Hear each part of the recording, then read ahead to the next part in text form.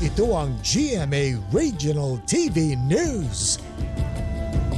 Patay sa pananaksak ng sariling asawa ang isang babae sa loob ng isang paaralan sa Alabel, Sarangani. Kwento ng kanilang 15 anyos na lalaking anak, kasama niya ang kanyang ina para kumuha sana ng sinampay. Bigla na lang daw naroon ang kanyang ama na may hawak na kutsilyo. Sinuntok daw ng kanyang ama ang nanay niya at doon na siya tumakbo at humingi ng tulong.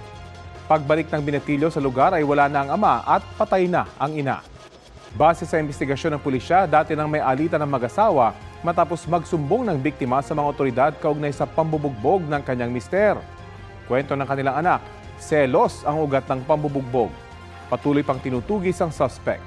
Ayon naman sa pamunuan ng paaralan kung saan caretaker ang biktima, hindi nila napansin na nakapasok doon ang suspect. Hinigpitan na raw nila ang seguridad kasunod ng insidente.